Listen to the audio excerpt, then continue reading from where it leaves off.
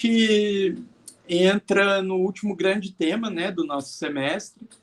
Evidentemente que vocês devem ter notado que algumas coisas a gente não viu assim com profundidade, né? A gente, enfim, tem feito o que pode e o que a gente pode fazer hoje é estudar a extinção do contrato de trabalho.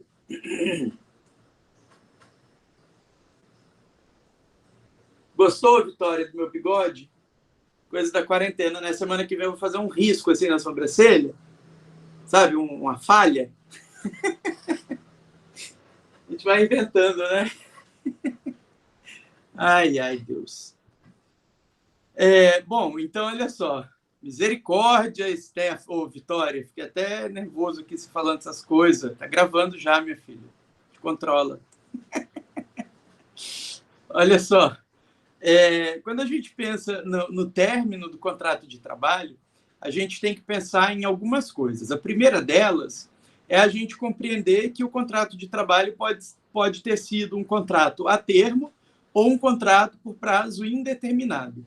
O contrato a termo ou contrato por prazo determinado, vocês estudaram lá na APS, se eu não me engano, da N1. Se não foi na APS da N1, vai ser agora na APS da N2, que, por sinal, eu acho que eu prorroguei o prazo um pouquinho, mas não está muito longe, não. É coisa daqui uns 15 dias, no máximo.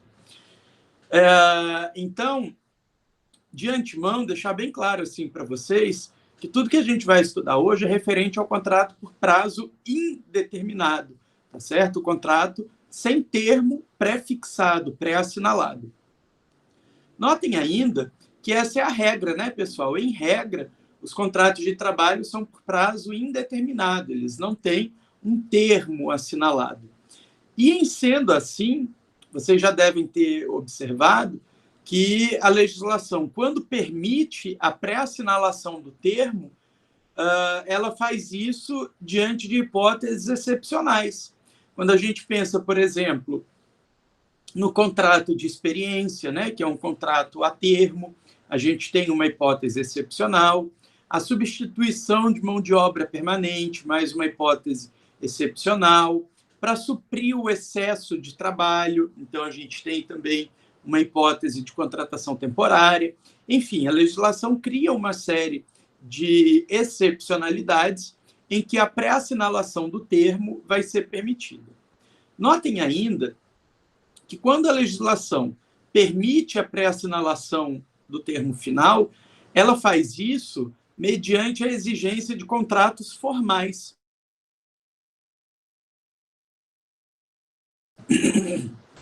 Eu só posso ter um contrato a termo se eu tiver isso por escrito. Além das demais exigências legais, eu preciso que isso seja formalizado. Então, diante das ausentes os permissivos legais e ausente a formalidade, ou seja, o contrato por escrito, eu não estou falando, portanto, de um contrato de prazo determinado. Eu estou falando de um contrato de prazo indeterminado. Consequentemente, o regramento da extinção é esse que a gente vai estudar aqui hoje. Existem diversas modalidades. A gente tem dispensa arbitrária, que a gente vai chamar de de dispensa sem justa causa, né? Que a gente entende que é arbitrária porque ela não é calcada em um justo motivo, em uma falta grave, né? A gente tem o pedido de demissão, que também é chamado de extinção do contrato por iniciativa do empregado, e também é chamada de resilição unilateral por iniciativa do empregado. A gente tem a dispensa por justa causa, quando o empregado comete uma das faltas graves previstas em lei, especialmente aí no artigo 482 da CLT. A gente tem a rescisão indireta, também chamada de extinção do contrato por justa causa do empregador, quando o empregador comete uma das faltas graves previstas no artigo 482. A gente tem a extinção por culpa recíproca e a gente tem a extinção por acordo. Essas são as modalidades que eu quero conversar com vocês. Mas a gente já conversou, por exemplo, no meu IGTV, a respeito da rescisão por fato do príncipe e força maior. Inclusive, vou até disponibilizar isso aqui para vocês. Deixa eu anotar para não esquecer, que eu acho que é importante que vocês estudem ou reestudem aquela matéria também para a prova. Caralho.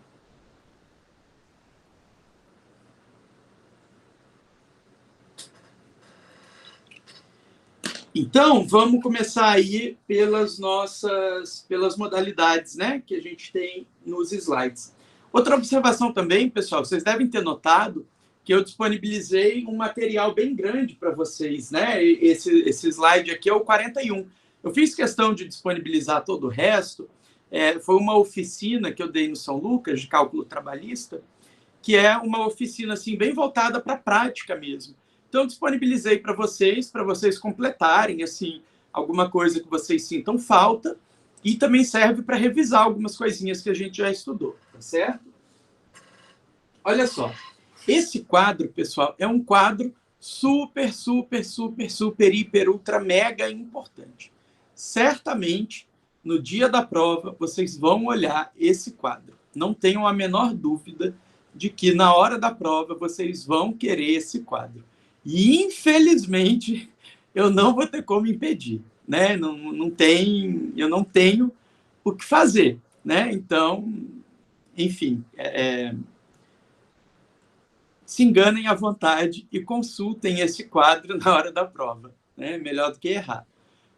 Então, olha só, quando a gente fala de extinguir um determinado contrato de trabalho, a primeira coisa que a gente pensa é quais são os meus direitos, né? E aí esse quadro vai resolver justamente isso. Eu não vou ficar lendo para vocês quais são os direitos em cada uma das hipóteses, porque isso vocês vão fazer depois com calma. Mas eu quero chamar a atenção, por exemplo, para que vocês entendam que existem algumas verbas que são chamadas verbas indenizatórias, né, em que o empregador indeniza o empregado por estar rompendo aquele vínculo empregatício. E aí essas verbas indenizatórias são basicamente a multa de 40% e o aviso prévio. Notem, então, que eu tenho duas situações, duas modalidades extintivas em que todos os direitos são garantidos, né? Em que eu vou ter saldo de salário, aviso prévio, 13º vencido, 13º proporcional, férias vencidas e proporcionais, multa de 40%, vai ter direito a movimentar o fundo de garantia e vai receber seguro-desemprego. Quais são essas duas hipóteses? A dispensa sem justa causa e a rescisão indireta, ok? Dispensa sem justa causa, aquela que o empregador, utilizando o seu direito potestativo de demitir, demite sem nenhum motivo. E aí eu quero chamar a atenção de vocês de que o empregador no Brasil pode fazer isso a qualquer tempo, desde que o empregado não tenha nenhuma garantia de emprego, como é o caso da mulher parida, como é o caso do acidentado, como é o caso do dirigente sindical, do membro da Comissão Interna de Prevenção de Acidentes. Enfim, essas garantias provisórias de emprego limitam o direito potestativo de extinguir o contrato de trabalho. Agora, é claro que pagando bem, que mal tem, não é verdade? O que isso quer dizer? Eu posso demitir um empregado estável? Posso, desde que eu indenize o período estabilitário. O que é indenizar o período estabilitário? É pagar os salários que aquele cara receberia durante o período em que seu direito ao emprego está garantido. Por exemplo, o dirigente sindical, desde o registro da candidatura até um ano após o término do mandato, ele tem garantia provisória de emprego. Significa que ele não pode ser dispensado se não houver justa causa, tá certo? Se eu quiser demiti-lo no dia que acaba o contrato, ou no dia que acaba o mandato como dirigente sindical, eu posso? Teoricamente, não, né? Mas, assim, na prática, posso. Qual é a consequência? Eu vou ter que pagar 1 ano de salário sem o cara trabalhar, tá certo? Mas, fisicamente, é possível dispensá-lo. Também quero chamar a atenção de vocês no sentido de que, quando existe justa causa, as verbas indenizatórias não vão estar presentes. Eu não vou ter direito a 13º, eu não vou ter direito à multa de 40% do fundo de garantia. A Lei 8.036, né, que é a lei do FGTS, não permite a movimentação do fundo de garantia, o governo não paga o meu seguro-desemprego, porque o seguro-desemprego é só para quem está desempregado involuntariamente e não para quem deu causa a essa perda de emprego. E a lei ainda me aplica uma penalidade e me priva do 13º proporcional e das férias proporcionais. Existe uma discussão doutrinária no sentido de se essas disposições são constitucionais, ou seja, estão de acordo com a Constituição, e se elas são ou não convencionais. Existe um controle de convencionalidade também. O argumento básico é no sentido de que, a cada mês de trabalho, o empregado adquiriria 1/12 de 13º e 1/12 de férias. E quando ele pratica falta grave, ele perde esse direito adquirido. A nossa jurisprudência dominante, também a doutrina dominante, entendem que não existe, né? Claro que isso não é pacífico ainda, tá, pessoal? Não é tipo manifestação do Supremo, súmula vinculante, nada assim. Mas a jurisprudência entende que 13º e férias, você só adquire esse direito depois de preenchido o período aquisitivo. E o período aquisitivo das férias é 12 meses de trabalho. Então, se esse cara não trabalhou 12 meses de trabalho, né, não cumpriu 12 meses de trabalho, ele não tem direito a receber os 12avos, ou seja, as proporcionalidades existentes daquele período que ele trabalhou. Vamos supor que o cara, com 6 meses de trabalho, ele pratica uma falta grave.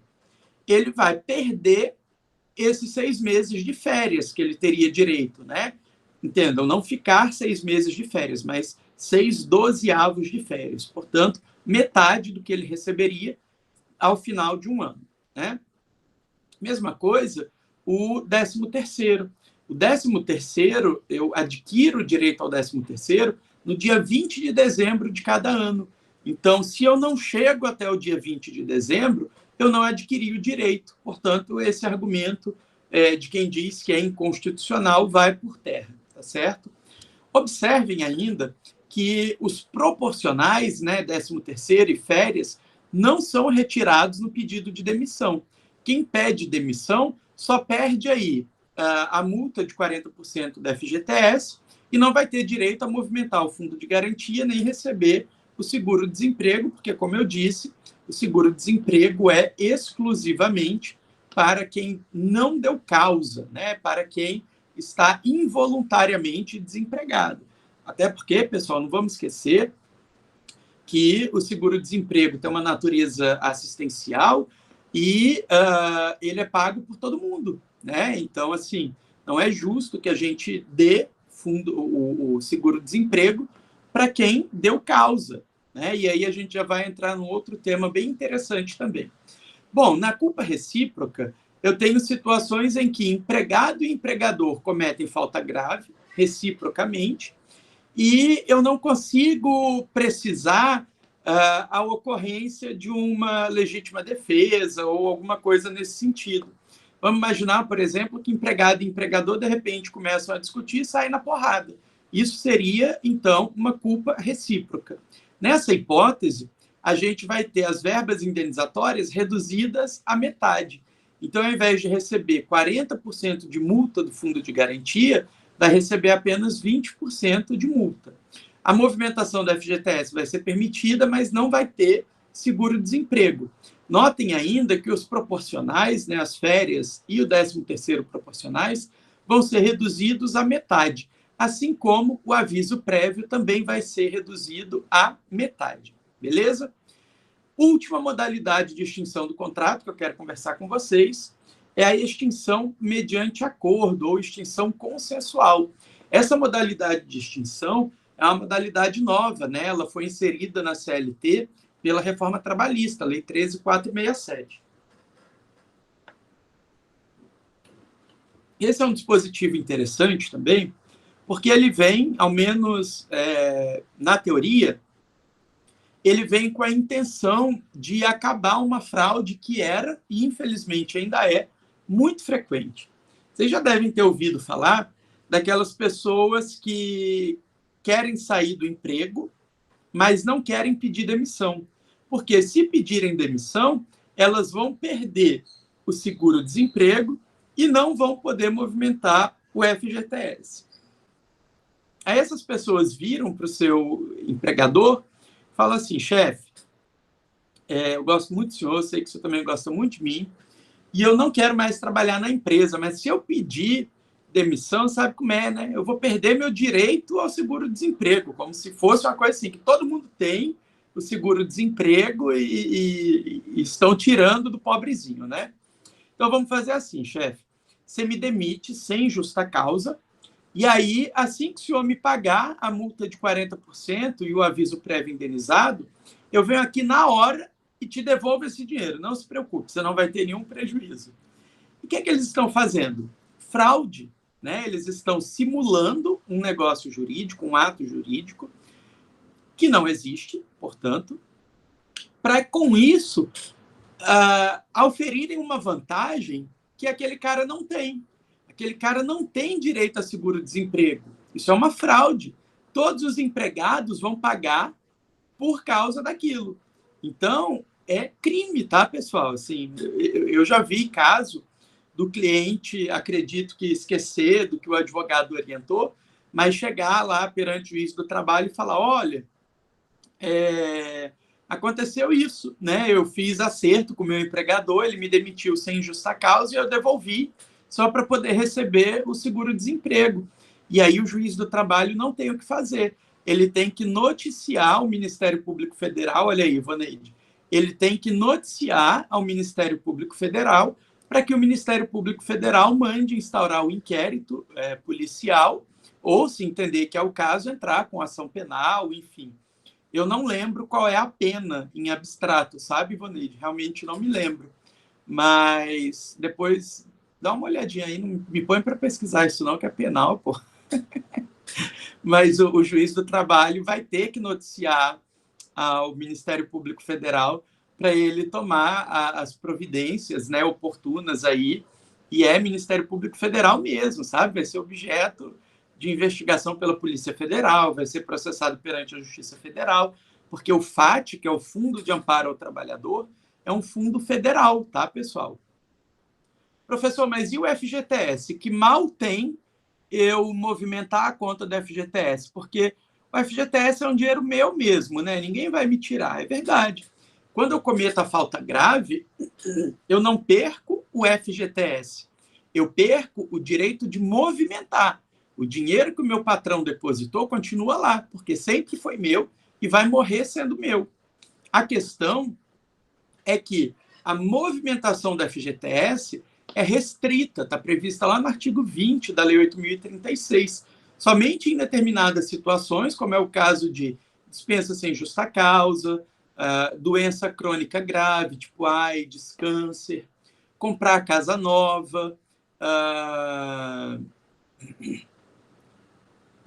pagar parcelas em atraso, adiantar pagamentos de parcela, né? São situações bastante excepcionais. Às vezes, quando tem uma calamidade pública, também o governo vai lá e autoriza a movimentação do FGTS.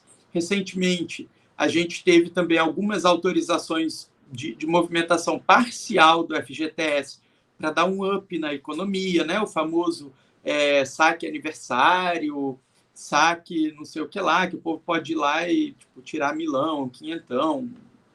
Enfim, interessante, né? É uma forma também de você injetar a economia.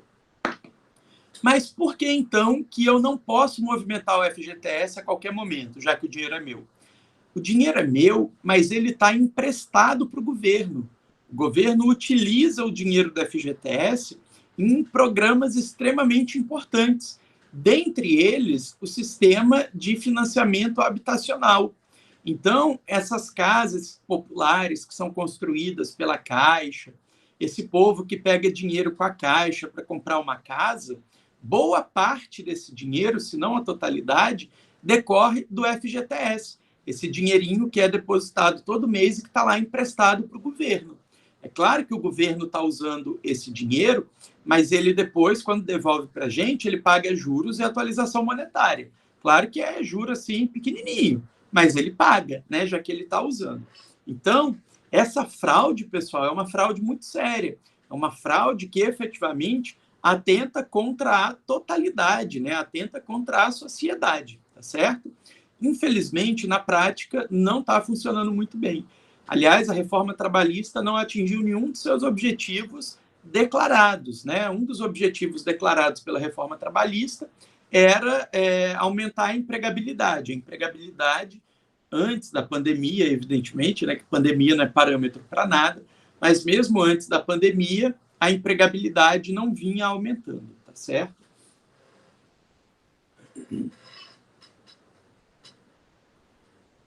Artigo 477, parágrafo 6º, fala para a gente que o pagamento dessas verbas, independente da modalidade, vai ser feito em até 10 dias, a contar do término do prazo do contrato.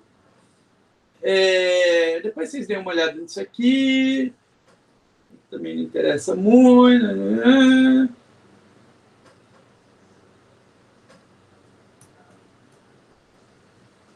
Pronto. O que eu quero falar com vocês agora? Quero falar de duas modalidades de extinção do contrato que exigem um pouquinho mais de atenção nossa, que são as justas causas, né, as faltas graves, tanto do empregado quanto do empregador. Por que eu faço questão de chamar a atenção disso? Primeiro, porque é onde a gente mais tem discussões judiciais, e é o que tem mais chance de cair em prova, em exame de ordem, em peça prática, são questões envolvendo dispensa por justa causa e rescisão indireta. Para a gente começar a falar de rescisão indireta e de justa causa, eu preciso que vocês entendam que nós estamos falando de duas penalidades. E não são penalidades quaisquer, são as penalidades mais graves que podem existir no direito do trabalho. Demitir alguém por justa causa significa aplicar a maior pena que existe no direito do trabalho. E aí a gente tem que entender alguns princípios importantes. O primeiro princípio que eu quero destacar para vocês é o princípio da proporcionalidade e razoabilidade. Nós já falamos um pouquinho sobre esse princípio em sala de aula, e aí eu me lembro até de ter dado um exemplo assim, olha, é razoável demitir um empregado porque ele se atrasou 10 minutinhos? Depende. A resposta é depende. Quem é esse empregado? Quais são as circunstâncias? Se é um professor que se atrasa 10 minutinhos para uma aula ordinária, eu posso demitir esse cara por causa disso. Não me parece que seja proporcional aplicar a falta máxima, né, a pena máxima, para um cara que cometeu uma falta bobinha, ok? Agora, se eu tenho que esse empregado é um piloto de avião e, por causa desse atraso, a empresa, né, a companhia aérea, perdeu a sua vez na fila, né, para poder decolar, e com isso atrasou tudo, teve que remanejar um monte de passageiro, teve que pagar dano moral para um monte de gente. Ora, evidentemente que eu posso, porque aqui eu tenho uma situação muito grave. Então, a gente precisa entender que tanto contra o empregado como contra o empregador, eu só posso dizer que houve justa causa, né, ou rescisão indireta, se houver uma gravidade tamanha a ponto de justificar essa dispensa.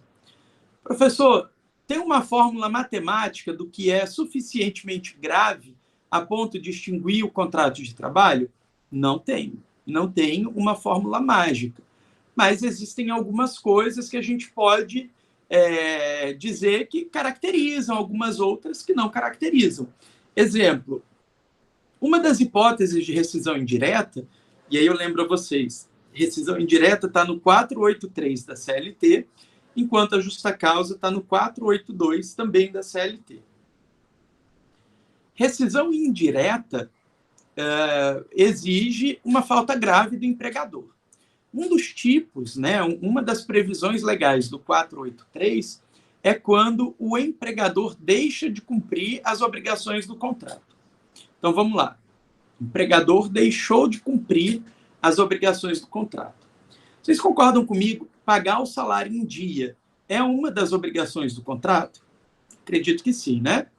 Então, a CLT fala assim, olha, o salário será pago até o 5º dia útil do mês subsequente.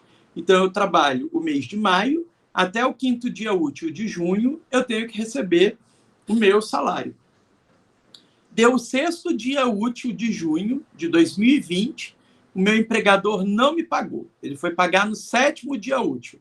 Opa, vou entrar com uma reclamação trabalhista pedindo a rescisão indireta. Não dá, né, pessoal? Não dá. A gente está no meio de uma pandemia, o cara atrasou um dia o salário, não dá para aplicar uma rescisão indireta por causa disso.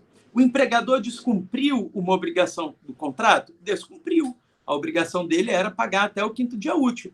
Mas eu posso levar ele para a justiça e pedir uma justa causa por causa de um dia de atraso em meio a uma pandemia? Pelo amor de Deus, não tem a menor condição. Tá certo? O que falaram aqui?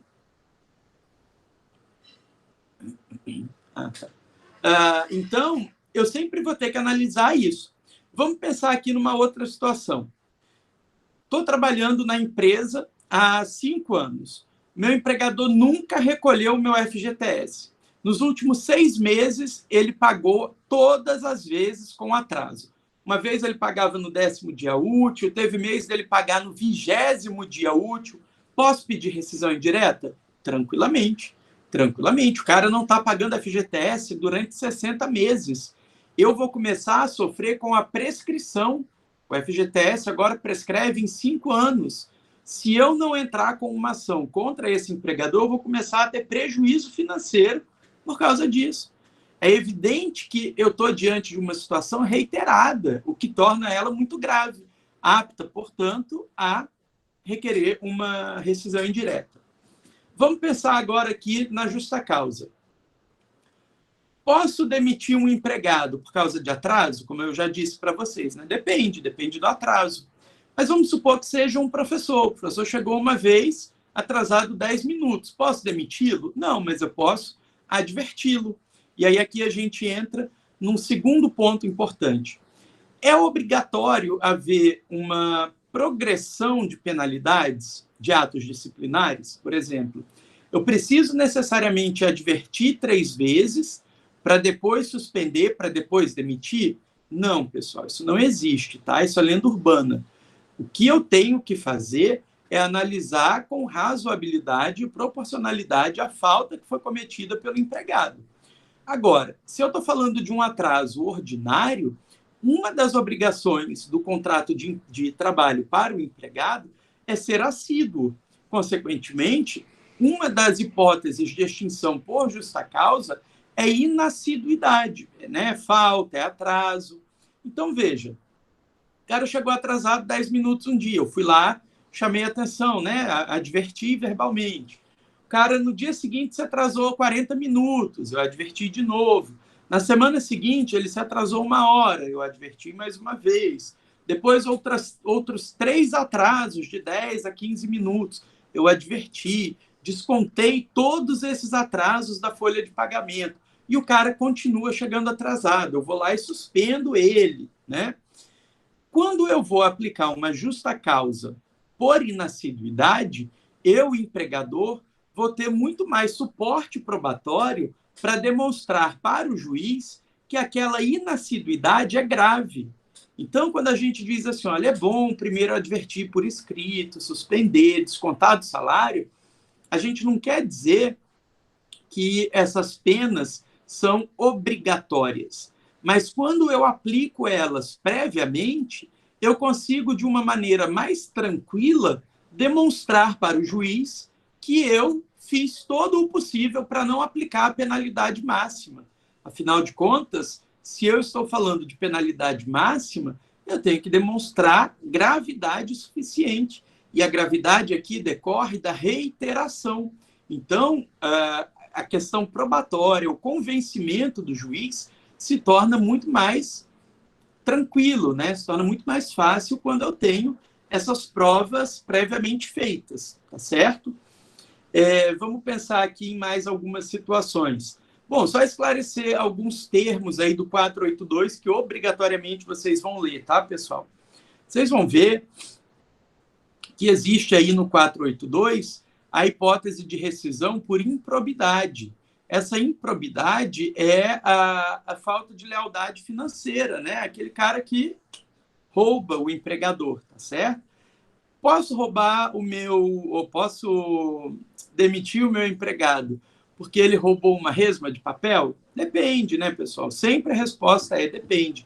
Tem que analisar as circunstâncias do caso concreto.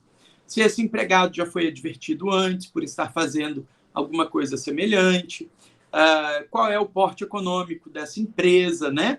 Não adianta a Chamex querer demitir o cara porque ele levou para casa uma resma de papel uma vez na vida, né? Não vai conseguir caracterizar uma justa causa.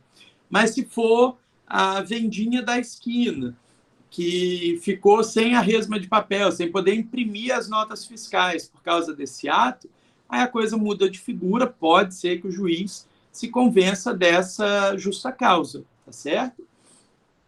Outro termo também que é importante chamar a atenção de vocês é a incontinência de conduta. Essa incontinência de conduta é relacionada a atos sexuais, tá? Então, é pensar assim, ó, incontinência urinária, mesmo órgão e tal, né? Para tentar lembrar o que é.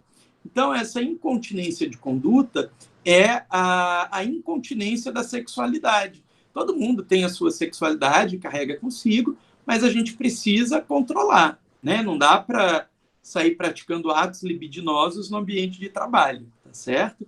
Então, mais uma vez, eu tenho que ter razoabilidade e proporcionalidade na hora de caracterizar o que é esse ato libidinoso. É possível, abstratamente falando, que um beijo mais, aquele beijo mais empolgado, caracterize uma justa causa por incontinência de conduta. Estou falando abstratamente, tá, pessoal? Vai depender muito de qual é a circunstância, qual é a empresa, quais são as consequências.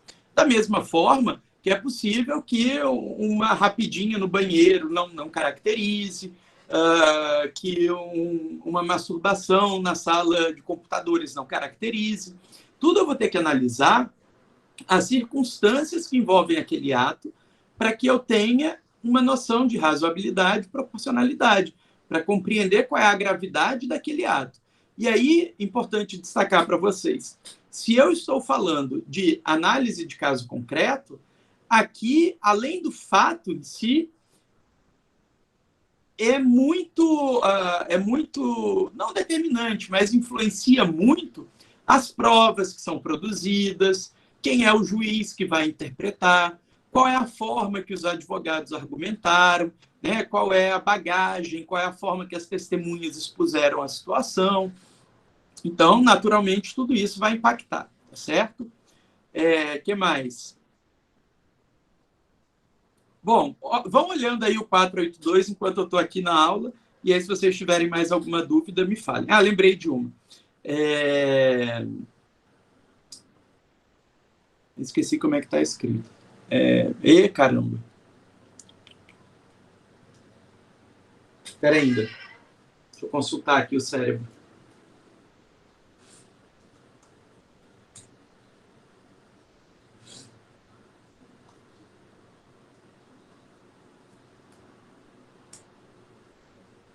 Mau procedimento.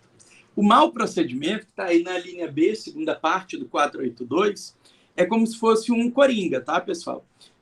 Todas as hipóteses do 482 têm uma definição. Igual eu falei para vocês, olha, ato de improbidade é roubo, incontinência de conduta é relacionada à sexualidade. O mau procedimento é como se fosse um coringa para que o empregador aplique uma dispensa por justa causa por mau procedimento quando o empregado praticar uma falta grave qualquer que não se encaixe nas demais hipóteses de falta grave, mas que sejam graves o suficiente para extinguir o contrato. Eu, particularmente, não consigo imaginar nenhuma hipótese que não esteja prevista no 482 que caracterize mau procedimento. Mas eu quero que vocês entendam que, estou olhando aqui para o caso concreto, esse cara foi um sacana, ele nitidamente praticou um ato muito grave, muito prejudicial, incompatível com a continuidade do contrato de trabalho. Quero demiti-lo. Vou demitir como? Vou demitir por mau procedimento. Beleza? Quero também destacar para vocês, pessoal, uma característica que a gente vai até chamar, a quem chame de princípio, na verdade, que é o princípio da imediatidade. Por que eu deixo para falar desse princípio agora? Porque, veja, razoabilidade, proporcionalidade, taxatividade, né, previsão em lei, são princípios que eu aplico tanto à justa causa do empregado, 482, quanto à justa causa do empregador, 483 da CLT. Por outro lado, quando eu falo de imediatidade, eu não vou aplicar esse princípio à dispensa por justa causa patronal, por rescisão indireta, artigo 483. O que é esse princípio? Esse princípio fala para a gente assim, olha, quando o empregado cometeu uma falta grave, eu tenho que penalizá-lo imediatamente, sob pena de entender que esse empregador perdoou a falta cometida pelo empregado. Isso é o princípio da imediatidade. Cometeu a falta grave, tem que demitir imediatamente, se for o caso de aplicar essa penalidade. Não posso deixar passar um tempo e depois cavar aquela falta grave para demitir. Professor, o que é imediato? Não sei. Imediato é tão logo possa, ok? E o que é tão logo possa? Não sei. Porque, veja, existem empresas, especialmente as menores, que vão poder demitir na hora, porque o patrão está ali dentro da empresa e ele consegue tomar essa decisão imediatamente, no mesmo segundo. Está demitido. Acabou. Mas existem empresas que, por terem uma estrutura mais complexa, esse imediato vai demorar um pouco mais. Existem empresas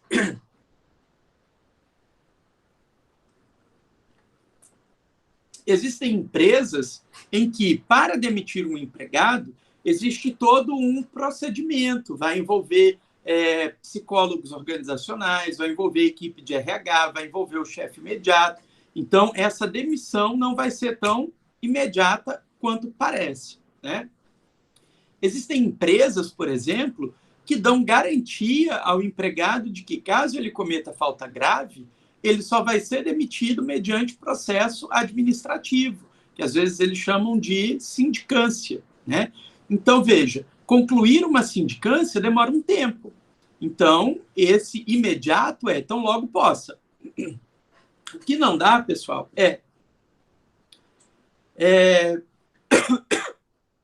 peguei 2 empregados transando em público no meio da empresa. Não demiti, deixei quieto. Passou um tempinho, chegou outubro, descobri que esses empregados votaram no prefeito que eu não apoio. Aí eu vou lá e vou demitir. Posso demitir porque votou no prefeito que eu não apoio? Não. Mas o que eu faço? Eu disfarço e demito por incontinência de conduta. Não, meu amigo. Essa incontinência de conduta foi perdoada. Nós estamos falando aqui de princípio da boa-fé. Eu não estou agindo de boa-fé se eu, ciente da falta grave, deixo de aplicar a penalidade e depois volto atrás. Isso é uma venire contra factum proprium. Eu estou agindo contra o meu próprio comportamento. Meu comportamento foi até então de perdoar. E agora eu estou querendo punir. Isso não é possível, tá certo? Graças ao princípio da imediatidade. Pessoal, mas então quer dizer que esse princípio da imediatidade não se aplica ao empregado? Não, ele não se aplica ao empregado. Esse, pelo menos, é o entendimento maciçamente dominante. Por quê, pessoal? Em sendo o empregado uma parte hipossuficiente, ele não tem condições de abrir mão do emprego no exato momento em que o empregador comete a falta grave. Imagina, por exemplo, aquele empregador que está atrasando o salário há 3, 4 meses. Já é suficiente para pedir uma rescisão indireta. Mas eu não tenho outro emprego em vista. Então, eu continuo ali, mesmo com salário atrasado, até eu arrumar outro. Quando eu arrumo outro emprego, eu vou lá e demito meu empregador, né, como se fosse isso, por justa causa patronal. Evidentemente que nessa hipótese a gente vai ter uma discussão aí quanto ao cabimento do aviso prévio, né, enfim, se existe realmente uma justa causa, enfim. Mas o que eu quero que vocês entendam é que nem sempre o empregado tem condições de pleitear a rescisão indireta imediatamente. E ainda falando de rescisão indireta, destacar para vocês que essa rescisão indireta, ela pode ocorrer em duas situações, assim, pode ter duas consequências. Eu posso ter aquele cara que entra com a reclamação trabalhista, né? Para que eu tenha rescisão indireta, tem que ter reclamação trabalhista, porque empregador nenhum vai reconhecer que praticou uma falta. Se ele reconhecer moralmente, ele vai me demitir, então, sem justa causa, mas, né, rescisão indireta necessariamente é no judiciário. Então, eu posso mover a ação judicial e continuar trabalhando. É claro que quando aquele empregador for citado, né, que a gente chama na Justiça do Trabalho, notificado, ele vai ficar puto, e aí a minha vida vai virar um inferno, mas eu tenho a possibilidade de continuar trabalhando até a decisão judicial, ou eu tenho a possibilidade de entrar com a ação e imediatamente deixar o meu serviço, né, parar de trabalhar. Professor, entrei com a ação trabalhista, pedindo a declaração da rescisão indireta, pedindo que o juiz reconheça a falta grave. O que acontece se eu perder a ação? O entendimento predominante é que, se eu entro com o pedido de rescisão indireta e perco, o juiz vai converter a minha dispensa em pedido de demissão. Ok? Então, olha lá. Entrei com a reclamação trabalhista pedindo rescisão indireta. O juiz falou, não, o empregador não praticou falta grave. Essa conduta patronal não é grave o suficiente para gerar uma rescisão indireta. O que vai acontecer com o meu contrato de trabalho? Ele vai ser extinto, né, igualmente extinto, porém, ao invés de ser extinto por rescisão indireta e, portanto, eu recebendo todos aqueles direitos que a gente viu lá na tabela, é como se o meu contrato tivesse sido extinto por pedido de demissão. E aí, com isso, eu vou perder multa de 40% da FGTS, não vou poder movimentar a FGTS e não vou receber o seguro-desemprego. Beleza? Bom, eu acho que o suprassumo da extinção do contrato por prazo indeterminado é isso. Aliás, uma última informação. Eu sempre vou presumir, pessoal, que o contrato foi extinto sem justa causa, ok? A gente sempre presume a inexistência de justa causa. De modo que, caso tenha uma justa causa, e aqui eu estou falando de uma justa causa patronal, é o empregado que vai ter que provar, tá certo? Ele vai ter que provar que o empregador praticou uma falta grave, etc. Por quê, pessoal? Quando a justa causa é do empregado, o empregador aplica essa justa causa sem necessidade do judiciário, tá certo? E aí é claro que, caso o empregado vá para a justiça dizendo, olha, não houve justa causa, aí sim o empregador vai ter que provar, então, que aquele empregado praticou a falta grave, tá certo? Então, a falta grave será sempre um ônus probandi de quem alega. Beleza? Dúvidas, pessoal? Bastante conteúdo, né? A aula hoje foi bem bacana. Quase uma aula presencial. Nenhuma dúvida, Vitória? Tranquilo, Ivoneide? Nenhuma dúvida. Deixa eu dar uns print aqui, que eu tenho uma notícia para vocês, né? Acho até que vocês já estão sabendo, que eu vi alguma coisa no grupo da Dayana falando que teve reunião de líderes ontem, e acredito que o Raimundinho deve ter falado a respeito disso, né? A semana de provas é do dia 10 ao dia 17, exceto para as disciplinas de quinta-feira, que é o nosso caso. Então, semana que vem é a nossa N2, beleza? A gente vai ter uma provinha aí também online, como diria o Raimundinho, síncrona, né? Sincronizada, todo mundo fazendo ao mesmo tempo. E, diferentemente da N1, a prova da N2 vai ter 2 horas de duração. Então, 3h15 a gente vai estar online pelo Google Meet, beleza? Eu mando lá no grupo, mando por e-mail o link, só para a gente tirar dúvidas, dar aquela descontraída e tal. E aí, 3h30, horário de Rondônia, a prova vai estar liberada para vocês no Blue, naquele mesmo modelo tecnológico, né, no teste. De 3h30 a 5h30, todo mundo vai poder fazer, independente da hora que começar. Quem começar às 5 vai ter só meia hora para terminar. A prova vai ter 10 questões, valendo cada uma 10 questões, sendo 8 objetivas, valendo cada uma meio ponto, e 2 discursivas, totalizando 3 pontos. A coordenação não determinou que sejam 2 de 1,5 ponto. Então, eu não sei ainda como é que eu vou organizar isso, mas muito provavelmente eu faça desse jeito, tá? 2 questões de 1,5. O conteúdo não é cumulativo, tá, pessoal? Vai ser o conteúdo só do que a gente demarcou como sendo final da N1. Não é só a aula de hoje, tá, pessoal? Não é só a aula de hoje.